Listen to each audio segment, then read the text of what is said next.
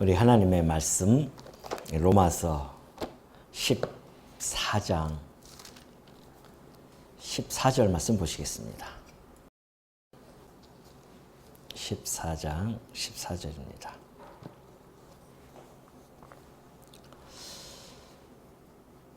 내가 주 예수 안에서 알고 확신하노니 무엇이든지 스스로 속된 것이 없으되 다만 속되게 여기는 그 사람에게는 속되니라. 만일 음식으로 말미암아 내 형제가 근심하게 되면 이는 내가 사랑으로 행하지 아니함이라. 그리스도께서 대신하여 죽으신 형제를 내 음식으로 망하게 하지 말라.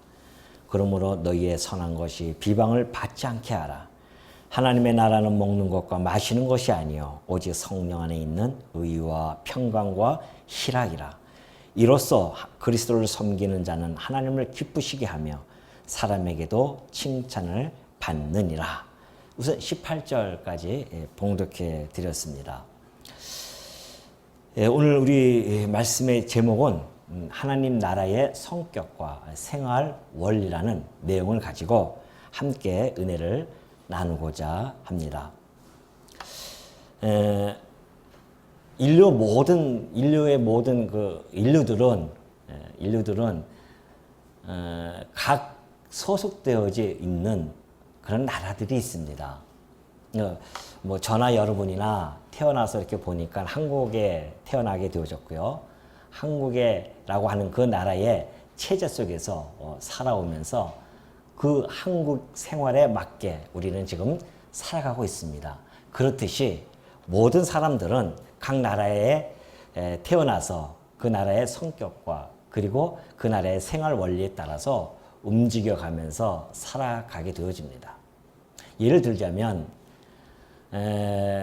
수많은 나라들이 있는데 그 나라들이 대체적으로 보면은 이제 뭐 민주주의라고 해서 국민이 주권이 되어져서 그렇게 해서 그런 성격을 가지고 체제 속에서 살아가는 나라가 있는가 하면 때로는 군주가 아니면은 어떤 지배자가 어떤 자기의 권한을 가지고 국민을 지배하는 그런 전제주의 그런 나라도 있습니다. 물론 민주주의를 통하여서 그 민주주의라고 하는 그 체제에 의해서 개인주의가 나타나게 되어지죠. 그래서 개인의 자유를 보장해주는 어떤 개인주의 그리고 그로 말미암아 그 사유 재산을 보장해주는 그러한 민주주의에서 일어나고 있는 사유 재산이죠. 그걸 뭐라고 하죠? 뭐라고 합니까, 그걸? 뭐 자본주의라고 할 수 있잖아요. 사유 재산을 인정해주고 그 체제 속에서 생활할 수 있는 것, 곧 자본주의를 할 수 있고요. 또는 그 전제주의에 입각해서 나타나는 그런 현상, 그것은 곧 집단주의라고 할 수 있습니다. 개인주의가 아니라 집단주의에 의해서 나타나게 되어지고 그 집단주의는 결국은 그 공유 재산을 인정하게 되어져서 개인 재산보다는 공유 재산을 그래서 공산주의를 표방하게 되어집니다. 이렇듯 각 나라마다 가지고 있는 성격과 또 생활의 원리는 다 다르게 나타나게 되어져 있습니다. 그러나 이 세상 나라에서 지향하고 있는 한 가지는 공통점이 있습니다. 그것은 그냥 국민들이 잘 먹고 잘 살게 되어지는 것, 이것을 표방하면서 살아가게 되어지죠. 그런데 그 각 나라에서 살아가는 모든 백성 중에서도요, 특별히 또 다른 나라를 지상 나라, 이 세상 나라가 아닌 다른 나라를 소망하면서 살아가는 자들도 있습니다. 그 많은 백성 중에 여러분과 제가 속해 있습니다. 세상 나라는 이 땅에 속해져 있는 나라지만은 많은 사람들이 알지 못하는 그 나라는요, 하늘에 속해져 있는 나라입니다. 그 나라는 바로 우리가 소망하고 있는 하나님 나라입니다. 이 하나님 나라는요, 자, 우리 주님이 오시고 나서 아직 완성은 안 됐습니다. 우리가 이 땅에 살아가면서 하나님 나라를 소망하며 살아가는데 하나님 나라의 완성은 우리 주님이 다시 이 땅에 오셔야 됩니다. 재림을 하시고요. 그리고 심판이 이루어집니다. 심판이 이루어지고 나서 하나님 나라는 완성이 되어집니다. 이때 이제 완성이 되어지죠. 그렇다고 한다면 지금 우리가 살고 있는 이 현 시대에는 하나님 나라의 완성되어진 그 나라에서 사는 것이 아니라 소망하면서 살아가게 되어지는데 그 하나님 나라의 그 백성들이 모인 곳을 교회라고 합니다. 그 교회라고 하는 것은 우리는 이제 원래 에클레시아라고 하는 그 헬라어 단어에는 세상으로부터 어디에서부터 이렇게 옮겨진 그런 모임, 단체를 이야기하거든요. 그러니까 세상으로부터 부름을 받아서 모아진 그러한 단체, 모임, 이것을 교회, 에클레시아라고 하는데 우리나라는 그걸 가르치는 그런 모임 해가지고서는 이런 교회라고 번역을 하게 되어집니다. 아무튼 이 교회라고 하는 것은 하나님의 백성들이 모인 곳입니다. 오늘 우리 여러분이 다 이렇게 모였죠. 그걸 우리가 교회라고 한 겁니다.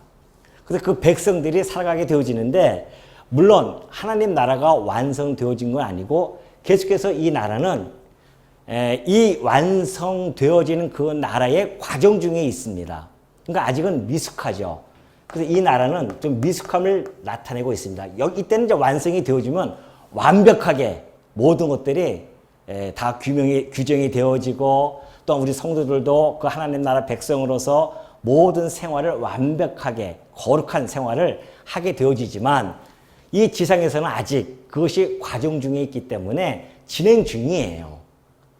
그러니까 우리가 이곳에 살면서 미숙하니까 부딪히게 되어지고 그리고 성도들이 서로가 분쟁이 있게 되어지고 그런 일들이 나타나는 것은 아직 이 지상교회이기 때문에 그럴 수밖에 없다는 것을 알게 되어주죠. 그럼에도 불구하고 우리가 이 지상교회가 하나님 나라를 바라보면서 이 하나님 나라에서 이루어지는 그 나라의 어떤 성격이라든가 그리고 그 하나님 나라에서 이루어지는 생활의 원리를 이 지상교회에서도 조금은 맛볼 수 있단 말입니다. 그것을 우리는 바라보고 그 방향을 바라보면서 한 걸음 한 걸음 나아가는 것. 이것이 지상교회가 해야 할 일들입니다. 그런 의미에서 오늘 이 본문의 말씀은 이 지상교회에 있는 우리들이 비록 미숙하지만 그러나 하나님 나라를 소망하면서 살아가는 자들에게 있어서는 도대체 하나님 나라는 어떠한 성격을 가지고 있으며 그 나라의 백성들은 어떠한 생활의 원리에 따라서 살아가게 되어지는가에 대한 부분을 우리가 깊이 한번 생각해 보는 것은 우리가 앞으로 계속해서 하나님의 나라 백성으로서 살아가는 우리들 입장으로서는 매우 유익하지 않을 수가 없다. 그런 의미에서 오늘의 이 본문의 말씀은 매우 중요하다라고 그렇게 생각이 되어집니다. 그렇게 해서 이제 우리가 14장 14절 보면 이제 그 성격을 우리가 한번 알아보기 시작할 텐데 내가 주 예수 안에서 알고 확신하노니 무엇이든지 스스로 속된 것이 없으되 다만 속되게 여기는 그 사람에게는 속되니라 그렇게 이야기해 주고 있습니다. 바울이요 여기서 14절에서 보면은 믿음이 강한 자와 믿음이 연약한 자를 잘 이렇게 조화롭게 절묘하게 이렇게 잘 맞춰서 설명을 해주고 있습니다. 이러한 믿음이 강한 자가 있는가 하면 이렇게 해서 믿음이 약한 자가 있다. 그런데 그 지식의 기준은 예수 그리스도를 알고 나서 확신되어지는 지식이 있습니다. 그러니까 예수 그리스도 전에 지식이 있죠. 그러니까 좀 바울이 얘기하는 전제는 내가 예수 그리스도 안에서 확신한다. 그런 이야기 하죠. 그러니까 그리스도를 알고 나서 아는 지식과 알지 못하는 지식은 분명한 차이점이 있습니다. 그걸 우리는 이제 구약적 지식이라고 한다면 이걸 구약적 지식, 예수님이 오시기 전에 구약이 있었습니다. 이 구약적인 지식은 분명하게 이것이라고 정확하게 얘기해 주지는 않습니다. 다만 이 구약은 끊임없이 어느 한쪽을 향해서 계속해서 이렇게 방향을 지시해주고 있습니다. 그러니까 우리가 그 방향을 지시했을 때에 뭔가 좀 이렇게 희밋하게 보이지만은 그 희밋한 것이 분명하게 드러나게 되어지면 아하, 이 구약이 지금 무엇을 향해서 지시하고 있구나라는 사실을 분명히 알게 되어지죠. 그래서 이 구약이 계속 지시한 걸 봤더니만 그 지시한 방향이 바로 예수 그리스도였다는 겁니다. 계속해서. 그렇죠? 예수 그리스도가 오셔서 와봤더니만 구약적 지식이 그것이 그랬었구나라고 하는 확연하게 드러나게 되어지죠. 그래서 이 구약적 지식이 이 신학적 지식에 의해서 이것이 해석이 되어지는 겁니다. 예수님이 오시기 전까지만 해도 이것이 확실하게 해석이 안 되어졌어요. 예를 들어서 미가 선지자가 그런 이야기 합니다. 베들레헴아 너는 결코 작지 아니하도다. 그런 이야기를 해요. 그러니까 많은 사람들이 베들레헴이 왜 작지 않지? 베들레헴이 자기 작은 도시인데? 근데 나중에 알고 보니까 메시아가 그리스도가 그 베들레헴에서 탄생했단 말입니다. 그러니까 그때는 희밋했어요. 희밋했지만 예수님이 오시고 나서 보니까 그 얘기가 그 얘기였구나. 이런 것을 확실히 알게 되어졌습니다. 그래서 이 구약적 지식은 바울의 표현에 의하면 수건으로 덮여졌다는 이야기입니다. 수건 덮여졌다는 거죠. 그러니까 이제 모세가 시내산에서 율법을 받습니다. 율법을 받고서는 내려와요. 내려오니까 백성들이 딱 보니까 얼굴이 그 율법을 받았던 모세의 얼굴이요. 광채가 어마어마합니다. 하나님을 만나고 나서 율법을 받았으니 그 얼굴의 광채가 얼마나 크겠어요. 사람들이 막 주목을 못합니다. 막 얼굴이 이렇게 빛이 나니까. 그래서 모세가 수건을 써요. 수건을 씁니다. 그래서 수건을 딱 쓰고 나서 백성들에게 나타나서 이야기하고 또한 돌아가서 하나님께 그 말씀을 받을 때는 또 수건을 벗고 그러면서 모세가 그 일을 하게 되어지죠. 그런데 나중에 바울이 그 사건에 대해서 신학적으로 해석해 주는 부분이 있습니다. 그것이 바로 고린도 후서 3장 13절부터 나타나죠. 그걸 한번 살펴보겠습니다. 고린도 후서로 넘어갑니다. 고린도 후서 3장입니다. 13절 볼까요?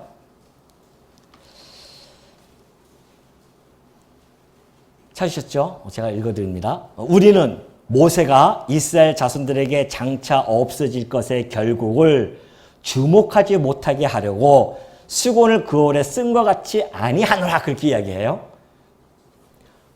이때 구약 백성들은 모세가 이렇게 수건을 쓰고 이런 것들에 대한 진정한 의미를 잘 알지 못했습니다. 그냥 그렇게 지내왔어요. 근데 바울이 예수님이 오시고 나서 그걸 보고 나서는 이렇게 해석을 해주는 거예요. 모세가 이스라엘 자손들에게 장차 없어질 것에 결국을 주목하지 못하겠다. 그래서 수건을 그 얼굴에 썼는데 근데 우리가 지금 가지고 있는 것은 그런 수건을 얼굴에 쓴 것 같지 않다. 그런 이야기죠. 그러나 그들의 마음이 완고하여 오늘까지라도 구약을 읽을 때에 그 수건이 벗겨지지 아니하고 있으니 그 수건은 그리스도 안에서 없어질 것이라. 모세가 썼던 그 수건은요. 그리스도 안에서 없어질 것이래요.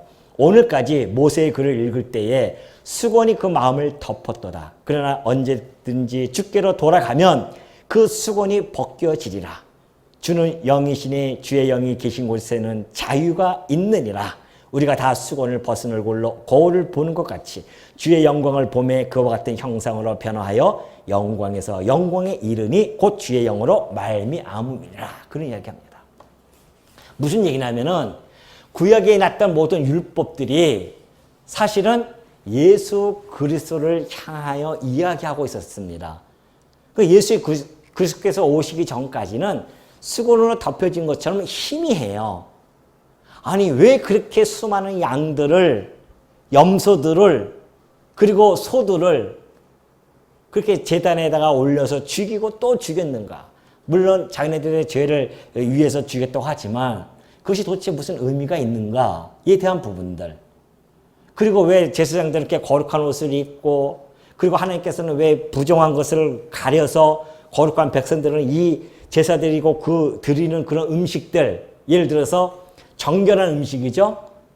굽이 있는 것들, 그리고 대식임질 하는 거. 이 두 가지가 다 충족이 돼야 됩니다. 예를 들어서 돼지고기 같은 것은 굽이 있지만은 되새김질을 안 해요. 그건 못 먹습니다. 그런 것들을 하나님께서 굳이 갈라놓으시고 거룩한 백성들에게는 그래서 그런 정결한 음식만 먹게 해주셨을까? 이런 내용들이 예수님이 오기 전까지는 수건이 덮여진 것처럼 확실하게 나타나지 않았단 말입니다. 그런데 바울이 예수님이 딱 오시고 나니까 그 얘기가 바로 그 얘기였구나.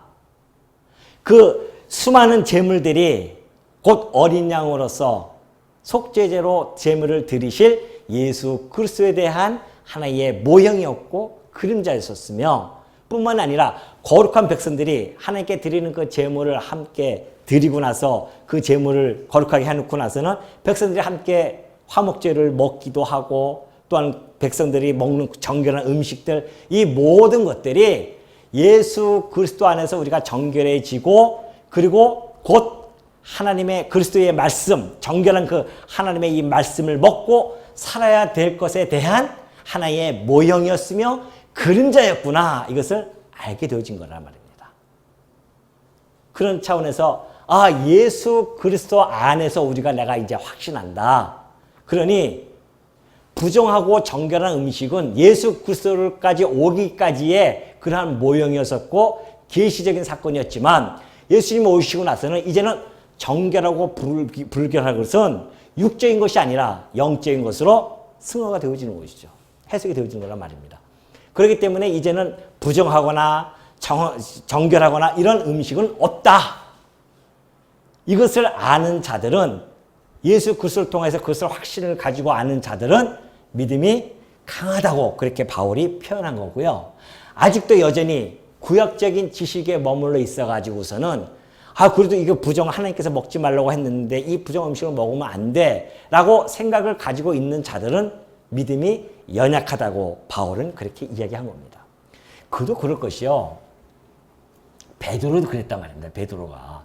베드로가 어느 날 이렇게 비몽사몽간에 있는데 갑자기 하늘에서 큰 보자기에 짐승들, 네 발 달린 짐승들 기어다니는 것들이 하늘로부터 내려옵니다. 근데 하나님께서 거기서 하늘에서 음성이 들리는데 베드로야 잡아먹어라 그러죠. 그 베드로가 하는 이야기가 주여 무슨 소리입니까? 이 부정한 것을 제가 어떻게 먹습니까? 하나님께서 내가 정결하게 한 것을 깨끗하게 한 것을 네가 왜 속되다 하느냐? 속되고 또는 정결한 것은 하나님이 이 잣대에 있는 것이지 하나님이 판단하시는 것이지 네가 판단할 것이 아니라는 것입니다. 그때만 해도 베드로도 역시 그랬단 말이죠. 그러니 사도들도 그랬었는데 오죽하겠어요? 예수를 그리스도로 믿는 유대인들이 여전히 1500년 동안 있었던 그 관습 속에서 그 음식을 가려 먹는 것은 당연할 수도 있단 말입니다. 바울은 그것을 믿음이 연약하다고 그렇게 바라준 거고요. 그렇기 때문에 예수 안에서 알고 내가 확신한다. 이것은 다 이미 끝났는데 수건이 벗겨져서 우리가 확실히 알게 되어졌지만은 아직도 수건을 쓰고서는 그것을 바라보는 자들이 있기 때문에 하나님께서 그를 자라게 하심으로 분명히 거기서 벗어날 것은 틀림없지만 그 과정, 기간이 있기 때문에 우리는 그 과정을 어떻게 해야 된다? 기다려줘야 된다. 누가? 강한 자들이. 그것이 바로 교회를 세워나가는 데 있어서 매우 중요한 요소들이다. 그걸 지금 바울은 강조하고 있는 것이죠. 그래서 확신하노니 무엇이든지 스스로 속된 것이 없으되 다만 속되게 여기는 그 사람에게는 속되니라. 그런 이야기를 합니다. 예수님도 그런 말씀 하셨어요. 제자들이요, 손을 안 씻고서는 이렇게 떡을 먹습니다. 그랬더니만은 유대 그 바리새인들이 하는 이야기가 아니 당신의 제자들은 장로들의 유전을 왜 지키지 않소? 그렇게 이야기합니다.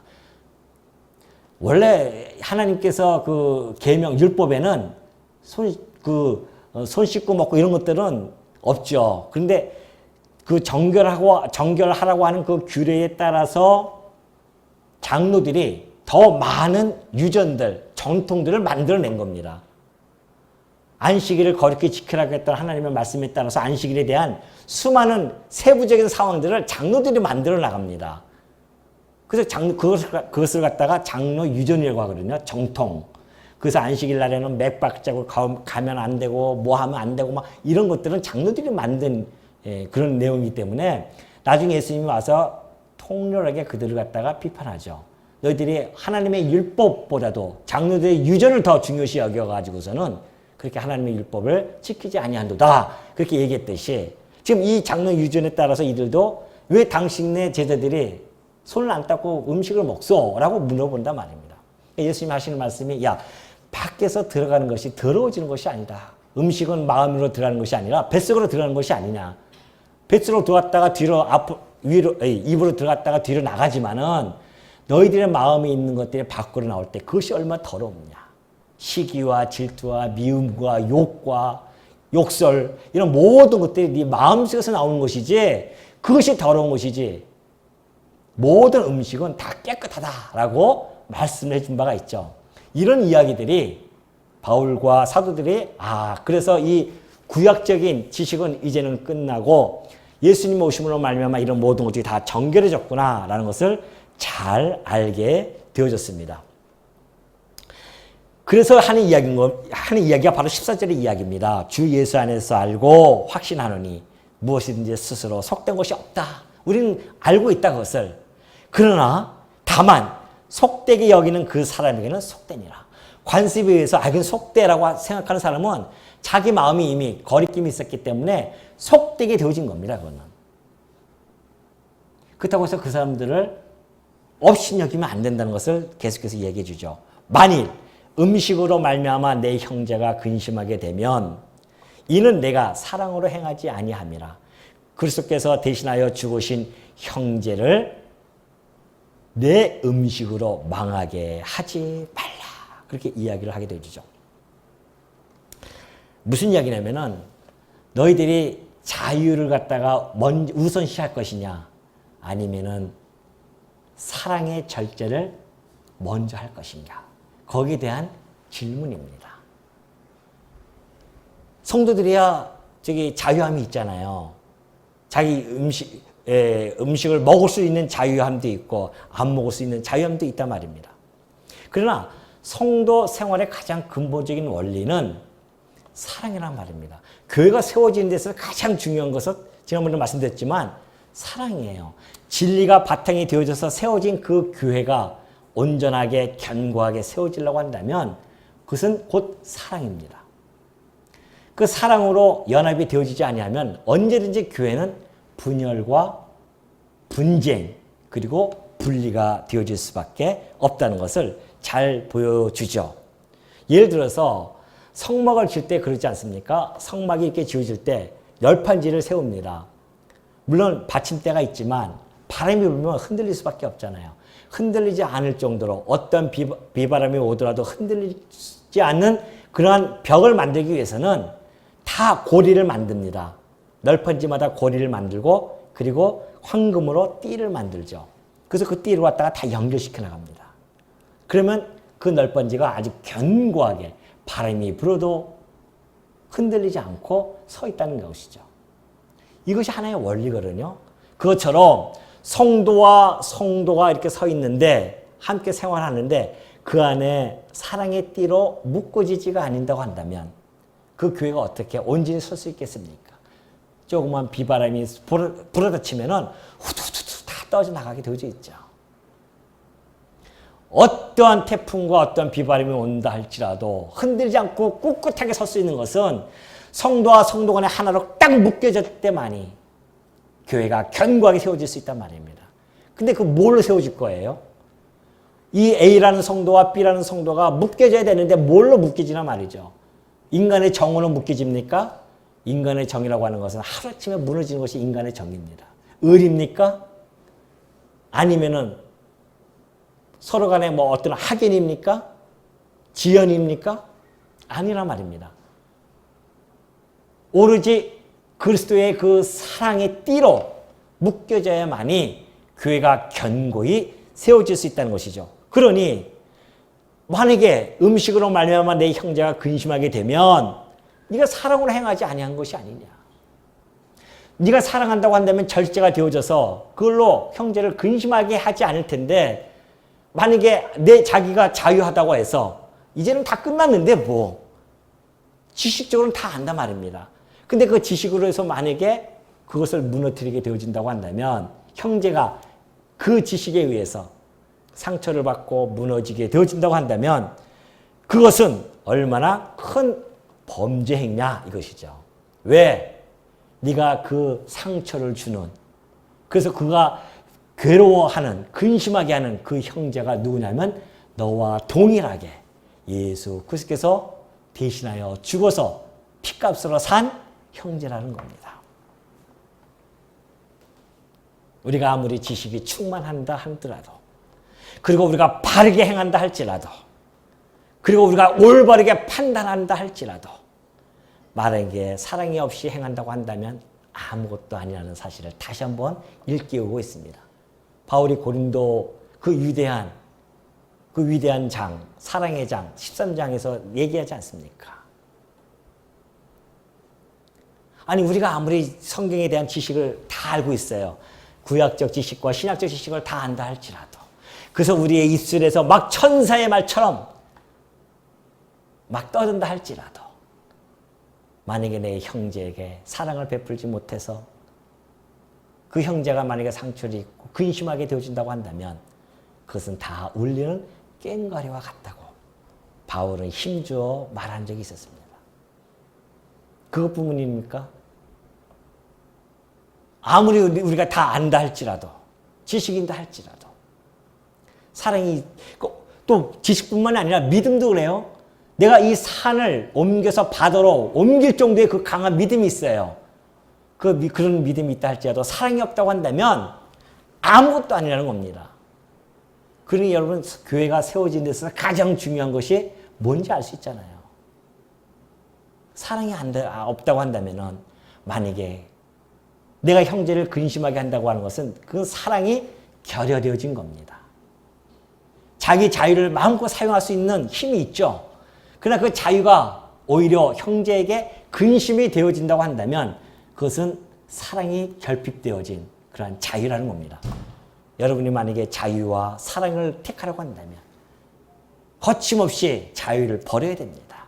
자기가 누릴 수 있는 그 자유를 버리고 오히려 그 사랑의 절제를 선택을 하는 것이 하나님 앞에서 기뻐하는 것이고, 그리고 교회를 올바르고 견고하게 세워가는 아주 중요한 요소라는 것을 잘 말해주고 있죠. 가장 중요한 것은 그 형제, 내 옆에 있는 형제가 누구인가를 다시 한번 눈여겨봐야 된다니까요. 요한일서 3장 16절 보면 그런 이야기를 하고 있죠. 요한이 그런 이야기합니다. 제가 읽어드릴게요. 그가 우리를 위하여 목숨을 버리셨으니, 예수 그리스도께서 우리를 위하여 목숨을 버리셨으니 우리가 이로써 사랑을 알게 되어졌다고 합니다. 예수님의 십자가 사건은요, 우리가 구원을 얻었다고 하는 그 기쁨도 있지만은 하나님이 나를 이렇게 사랑하는구나, 진정한 사랑의 의미를 알게 되어지는 사건입니다. 우리가 어떻게 사람을 사랑할 수 있으며 이웃을 사랑할 수 있으며 하나님을 사랑할 수 있는 존재가 되냐 말이죠.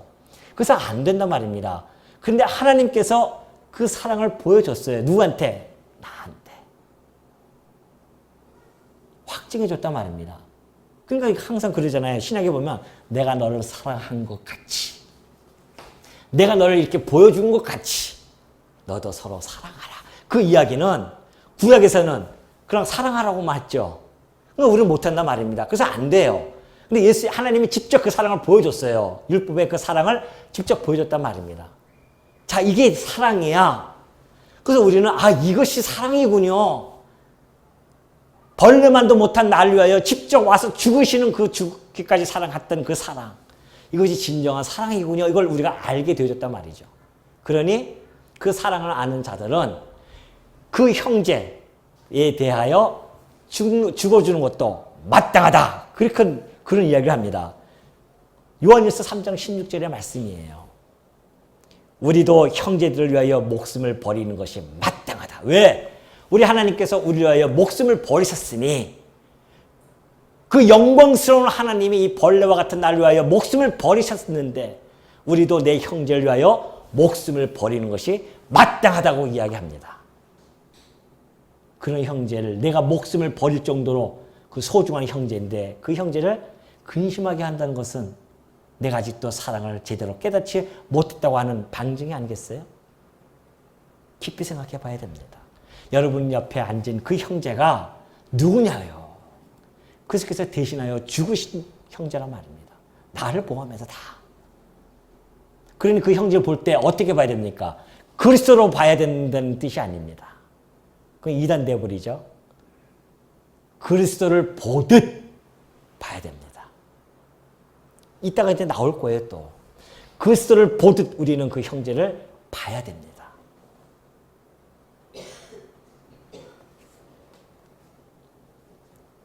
그러니 여러분 이 지식이라고 하는 것은 교만해질 수가 있거든요. 바울이 고린도전서 8장 1절에도 그런 이야기 했었어요. 우리가 다 지식이 있는 줄 안다. 그러나 지식은 교만하게 하며 오로지 사랑은 덕을 세운다. 교회를 세우는 것은 덕이 사랑이지 지식이 아니라는 겁니다. 그러면서 하는 이야기가 그러므로 너희의 선한 것이 비방을 받지 않게 하라. 선한 것이 뭐예요? 네가 그리스도를 아는으로 말미암아 자유함을 누리는 그 자유함을 마음껏 발휘하다가 오히려 그것이 비방받지 않게 하라는 겁니다. 그래서 절제가 필요하다는 것이죠. 그러면서 17절에 보면 그럽니다. 하나님의 나라는 먹는 것과 마시는 것이 아니요 오직 성령 안에 있는 의와 평강과 희락이다. 하나님 나라의 성격을 잘 보여주죠. 먹고 마시는 것이 아니랍니다. 하나님 나라는. 그럼 우리가 와서 우리가 점심 때 먹고 이런 것들도 이거 이게 필요 없는 것인가? 그런 뜻이 아닙니다. 얼마나 중요해요. 우리가 먹는 것 그 자체가 중요한 것이 아니라 그 먹는 과정 속에서 땀 흘려 수고하고 봉사하면서 같이 음식을 나누면서 그 교제 속에서 하나님의 나라의 이 성격인 의와 평강과 희락을 함께 나누는 그러한 하나의 매개의 역할이지 먹는 것 그 자체가 문제가 아니란 말입니다. 그러니 먹으면서 불평할 게 무엇이 있겠습니까? 맛이 있다 없다 그런 이야기하는 것조차가 얼마나 우리가 어리석은 일이겠습니까? 먹고 마시는 것이 중요한 게 아니라 함께 먹고 마시면서 함께 희락을 누리고 평강을 누리고 하나님의 의 안에서 우리가 살아간다고 하는 것, 이것이 하나님 나라의 중요한 성격이다. 세상 나라에서는요, 세상 나라에서 정치는 뭡니까? 정치 잘한다는 건 뭐예요? 백성들을 배불리게 먹이고 등 따시게 하는 것, 이것이 정치의 핵심이거든요. 세상 나라는 그래요. 왜? 보이는 이 세상 나라는 먹고 마시는 육적인 나라이기 때문에 그럴 수밖에 없습니다. 그러나 우리가 추구하고 우리가 소망하는 하나님 나라는 먹고 마시는 이 육적인 나라가 아니란 말입니다. 이 지상에 있는 나라가 아니에요. 하늘에 있는 나라란 말입니다. 우리는 그 하늘에 있는 나라는 영원한 나라입니다. 이 지상에 있는 나라는 썩고 쇠하고 없어질 나라입니다. 그러니 우리가 여러분이 이 땅에 살아가면서 우리 아까 장로님 기도해 주셨듯이 먹을 것 가지고서는 이것에 우리가 중점을 두고서는 관심을 가지고 살아가는 백성이 아니라니까요. 우리는 먹고 마시는데 우리의 관심을 갖지 마십시오. 그거 하나님 다 주시는 것들이니까 분목 따라서 우리는 거기에 관심을 갖는 것이 아니라 영원한 하나님의 나라에 대한 관심을 가지고 살아갈 자들입니다.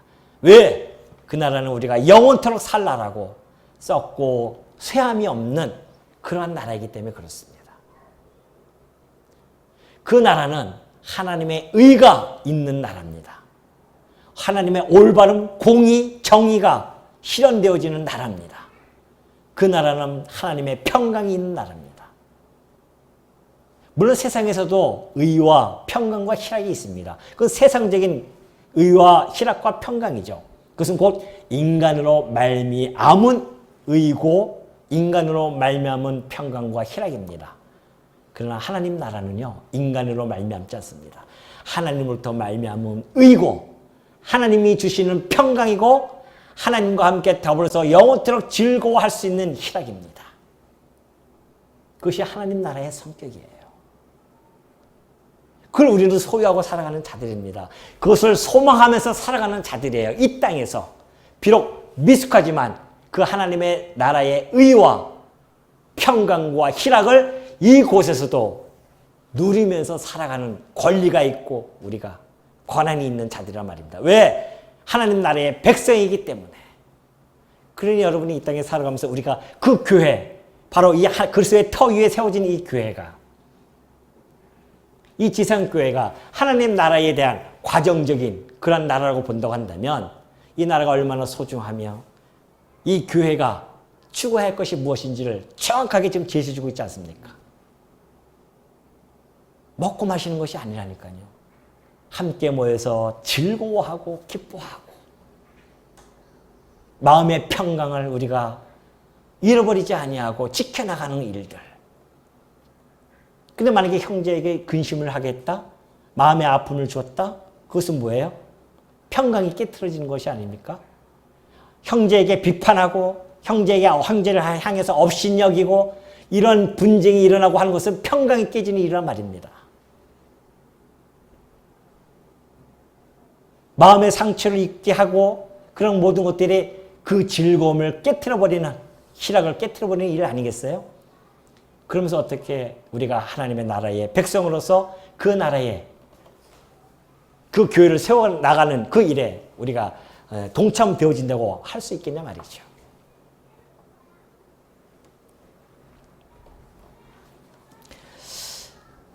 오직 성령 안에서입니다. 오직 성령 안에서 의와 평강과 희락이라는 겁니다. 그래서 성령의 열매 중에 이 다 들어가 있잖아요. 성령의 열매는 뭐예요? 희락과 화평과 거룩함과 또는 온유와 양성, 충성 이런 모든 것들이 아니겠어요? 그것이 하나님 나라에서 나타나는 일들입니다. 그렇다고 한다면 하나님 나라의 성격이 그렇다고 한다면 그러면 하나님 나라에 우리가 살아가는 백성들로서의 그 생활의 원리를 18절에서 잘 보여주고 있습니다. 볼까요? 이로써 그리스도를 섬기는 자는 하나님을 기쁘시게 하며 사람에게도 칭찬을 받습니다. 무엇으로서 그리스도를 섬깁니까?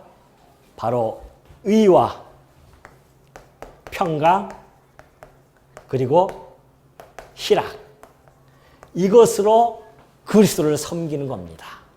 이것이 우리 그리스도 하나님 백성들, 하나님 나라의 백성들의 생활 원리예요. 그리스도를 섬기면서 살아가는데 무엇으로 섬길 거예요? 이거예요. 하나님 앞에서 우리가 올바름, 그리고 하나님 앞에서 우리가 평강을 지키면서 희락을 누리면서 살아가는 거. 이것이 그리스도를 섬기는 거란 말입니다. 이것으로 섬기는 거예요. 그리스도를 섬길 때.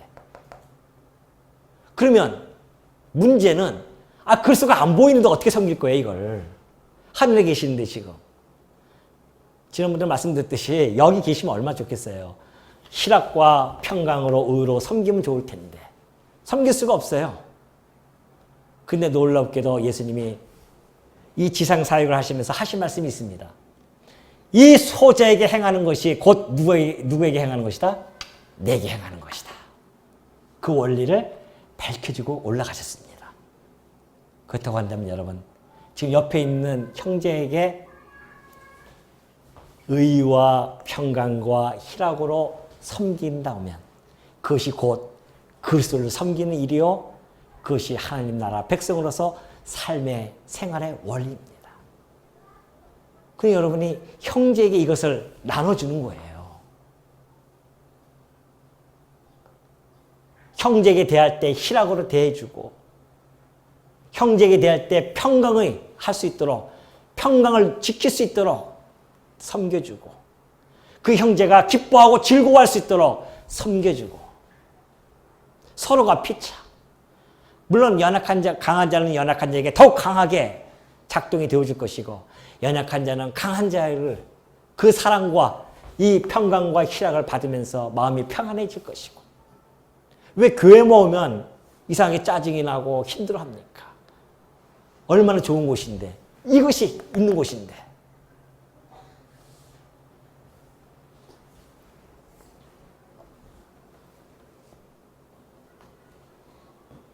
우리가 로마서에서도 5장 1절에서도 우리 살펴보았듯이 그러잖아요. 우리가 믿음으로 의롭다 하심을 받았으니 그래요. 우리 주 예수 그리스도로 말미암아 화평을 누구하고 하나님과 화평을 누리자. 그런 이야기를 합니다. 하나님과 화평을 누릴 때만이 그것을 이루어갈 수 있다는 것을 잘 보여주죠. 그것이 바로 19절에 있는 말씀입니다. 19절 한번 볼까요? 그러므로 우리가 화평의 일과 서로 덕을 세우는 일을 힘쓰나니 하나님 나라의 생활의 원리에 따라서 실질적인 생활이 나타나기 시작합니다. 두 가지예요. 물론 다양하게 있지만 바울은 오늘 이 본문에서 두 가지를 이야기합니다. 첫 번째는 화평입니다. 화평으로 하라? 뭐 하라? 화평의 일로 힘을 써라. 하나님이 뭐 다 하실 텐데요. 뭐 하나님이 다 하시죠. 어떻게 해요? 우리로 하여금 이런 말씀을 듣고 깨닫게 해서 우리의 마음을 움직여서 우리로 하여금 힘을 쓰게 합니다. 무엇을?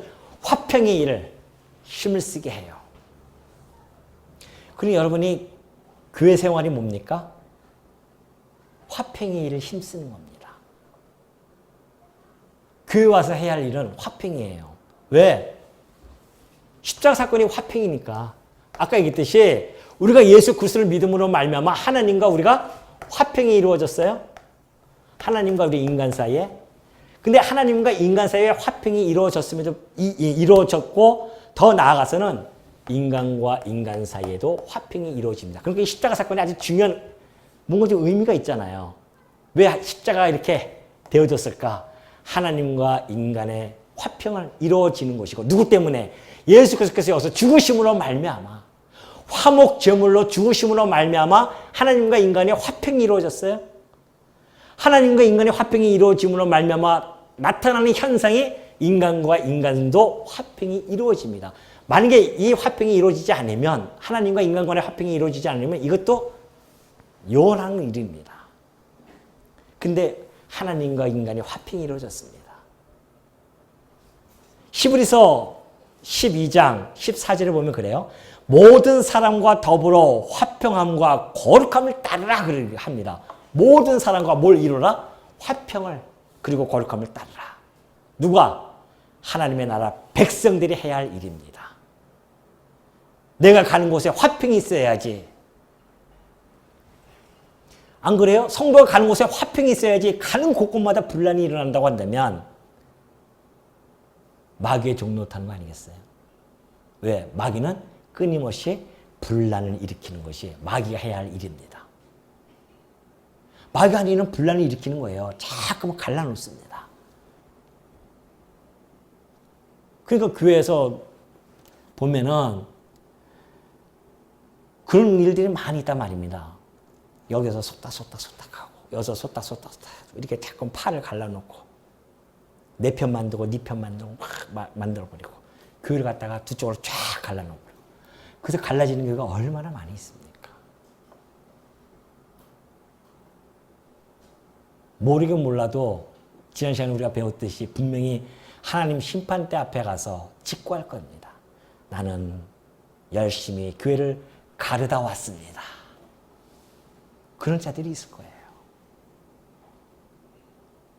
여러분과 제가 만약에 그러한 직고를 하게 되어진다면 얼마나 부끄럽겠습니까?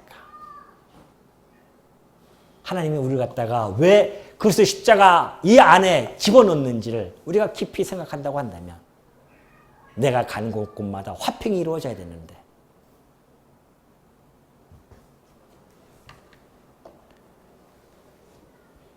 이 화평이 있어야 교회가 화합이 되어집니다.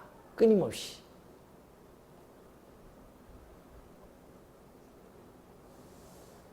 서로 덕을 세우는 일을 힘쓰나니 그래요. 서로 덕을 세우는 일을 힘써라. 두 번째, 화평이 있고 덕을 세운다. 덕을 세움. 이것은 교회를 세워나간다는 뜻입니다. 교회를 세워나가는데 힘을 써라. 교회 세워야지 교회를 무너뜨리면 되겠냐 말이죠. 교회를 세우는데 힘을 써야 된다.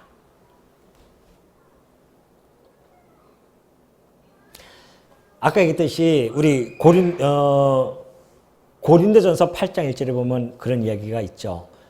제가 아까 설명해 드렸습니다. 우상의 제물에 대해는 우리가 다 지식이 있는 줄 아나 지식은 교만하게 하며 사랑은 덕을 세운다 그래요. 자, 덕을 세워나가는 중요한 건축 자재가 있습니다. 자, 교회를 세워나가요. 중요한 건축 자재. 없어서는 안 돼. 절대적입니다. 그것이 곧 사랑이다. 사랑은 덕을 세우지만 지식은 교만을 하다. 우리 사실 부끄럽잖아요. 우리 말씀 운동이 지식으로 말미암아 얼마나 교만해졌었습니까? 교만했었거든요. 부끄러운 일입니다. 그거. 그나마 하나님께서 깨닫게 해주시니 다행이지. 만약에 이렇게 하나님께서 강남열을 이렇게 그냥 시쳇말로 묵삽을 만들었으니까 우리가 깨달았지. 안 그러면 깨달지도 못해. 지금도 여전히.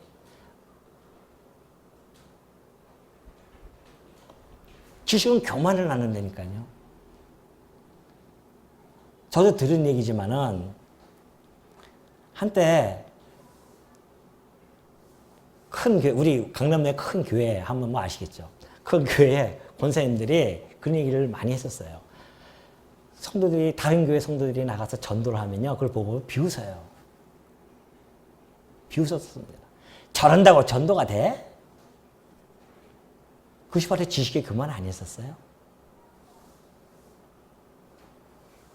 그렇게 안 하면서 본인은 안 하면서 그렇게 한다고 전도가 돼 하면서 그 자체를 갖다가 비운다고 한다면 업신 여기는 거 아니에요? 그거는 우리만 잘났어, 우리만 최고야, 우리의 지식이 최고라고 그렇게만 자기 스스로가 만족을 하면서 우리는 사랑으로 교회를 세우고자 했던 그런 모든 것들이 결여가 되어졌단 말입니다.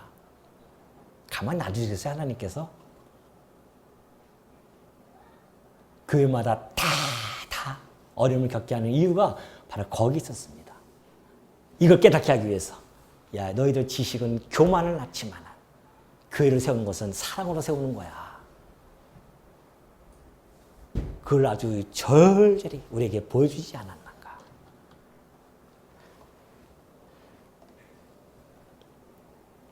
바울은 에베소서에도 그런 이야기를 합니다. 에베소서 4장 15절 보면 그래요. 오직 사랑 안에서 참된 것을 하여 범사에 그에게까지 자랄지라. 그는 머리니 곧 그리스도라. 그에게서 온몸이 각 마디를 통하여 도움을 받음으로 연결되고 결합되어 각 지체의 분량대로 역사하여 그 몸을 자라게 하며 사랑 안에서 스스로 세우니라. 교회가 세워질 때는 사랑 안에서 세워진다는 것을 너무나 잘 보여주고 있죠. 사랑으로 세워진다고 하는 것은 자기의 유익을 구하는 것이 아닙니다. 철저하게 이타주의에 입각한 사랑입니다. 사랑하는 사람에게 근심을 주고 사람 봤어요? 내가 저 사람을 사랑한다고 하면서 내 유익을 구하는 거 봤냐고요? 여러분 사랑 해보시면 알겠지만은 사랑하는 사람한테 유익을 구하는 거 봤어요? 저는 우리 집사람하고 막 사랑을 나눌 때 보면은 처음 이제 연애할 때죠, 연애. 그냥 서로 뭐라 그래요? 에? 서로 주고 싶어가지고서는 안달이 난 거예요. 제가 그때 막 돈 많이 못 벌던 시대였기 때문에 우리 집사람이 돈 벌면은 가면은 뭐 하라고 하면서 돈 막 주는 거야 억지로. 나 됐다고 하더라도. 왜? 사랑하니까 주고 싶은 거예요. 그것이 고린도전서 10장 23절에 너무나 잘 나타나 있습니다. 덕을 세우는 데 있어서 아주 중요한 이야기죠. 아까 그 얘기하고 사랑은 덕을 세운다 그거하고 고린도전서 10장 23절 보면 모든 것이 가하나 모든 것이 유익한 것은 아니요. 모든 것이 가하나 모든 것이 덕을 세우는 것은 아니다. 다 우리가 할 수 있어요. 자유롭죠. 음식도 자유를 먹을 수 있단 말입니다. 그러나 모든 것이 다 가하지만은 우리는 그것이 덕을 세우는 것이 아니라는 겁니다. 자유로 내 신앙의 양심의 자유로 교회를 세워나가는 것은 아니다. 그럼 뭘로? 누구든지 자기의 유익을 구하지 말고 남의 유익을 구하라. 이것이 바로 교회를 세워나가는 겁니다. 자기를 위하여 아니라 남의 유익을 위하여 구하고 그 남의 유익을 구한다고 하는 것은 사랑이고 그 사랑이 곧 교회를 세워나간다는 사실을 너무나 잘 보여주고 있습니다. 그러니 하나님 나라의 성격은 하나님의 의와 평강과 희락이 있는 곳이고 그걸 누리는 곳이고 그리고 아까 얘기했듯이 그 생활의 원래는 이것을 가지고 형제, 그리스도 곧 형제를 섬기는 일이며 실제적인 생활의 실제는 무엇이 있는가? 바로 화평과 교회를 세워나가는데 사랑으로서 이루어 나가야 된다. 이것을 오늘 바울은 14장 14절부터 19절까지를 통해서 우리들에게 잘 깨우쳐주고 있습니다. 오늘 이 말씀을 여러분 마음속에 꼭 간직하시고 하나님 나라가 도대체 무엇인지 나는 그 하나님 나라 백성인데 뭔지도 모르고 살아갈 수는 없잖아요. 세상 나라에 산다고 해서 세상 나라에 속해가지고 먹고 마시는데 나의 온통 정신을 쏟는 것이 아니라 내가 진정으로 속해 있는 그 하나님의 이 나라가 어떤 성격을 가지고 있고 그 나라가 세워지는데 어떻게 무엇이 필요한지를 우리가 오늘 이 시간 배웠다고 한다면 이 대구장로교회가 앞으로 더욱 화평이 이루어지고 그리고 이 사랑으로서 교회가 세워짐으로 말미암아 18절에 있는 말씀처럼 그리스도를 섬기는 자는 하나님을 기쁘시게 하며 사람에게도 칭찬을 받는다고 하잖아요. 이렇게 섬기는 것이 하나님을 기쁘시게 하는 일이란 말입니다. 왜? 하나님의 뜻대로 이루어지는 것이니까. 그리고 사람에게도 칭찬을 받게 되어져요. 아니 예수를 믿는다고 하면서 기쁨이 없다? 뭐하러 믿습니까? 고통 중에서도 기뻐하라고 했는데 고난 중에서도 기뻐하라고 했는데 예수 그리스도를 믿으면서 얼굴은 기쁨이 없어요. 즐거움이 없습니다. 평강이 없어요. 도대체 내가 믿는 예수는 어떤 예수이길래 내게 왜 이렇게 근심거리만 주어지고 내게 왜 이렇게 평강이 없고 그러니 사람에게 칭찬을 받겠냐 말이죠. 예수 믿는 사람들은 얼굴만 보더라도 환해야 되잖아요. 왜? 마음이 평강이 있으면 내 마음이 평강이 있고 내가 즐겁고 기쁘면 얼굴에서 나타나게 되어 있습니다.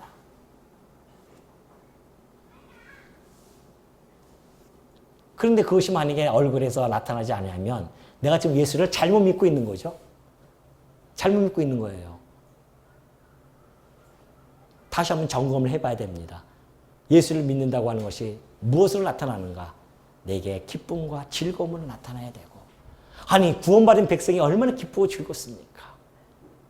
그리고 구원받은 백성끼리 함께 모여서 우리가 이렇게 함께 교제를 나누는 것이 얼마나 행복한 일이란 말이죠. 그것을 누리는 곳이 교회인데 교회 생활을 하면서도 기쁨도 없고 온통 근심 걱정은 더 많이 가지고 살아가고 즐거움도 없고 얼굴은 괴로워 모습이 나타나고 한다고 한다면 이 말씀이 오늘 여러분들 마음속에 깊이 간직이 되어져서 다시 한번 하나님 나라가 도대체 무엇인가 희락을 누리는 곳이고 평강을 누리는 곳이라는 것을 잊지 마시고 하나님 백성답게 살아가시는 주의 종들 되어지시기를 당부드립니다.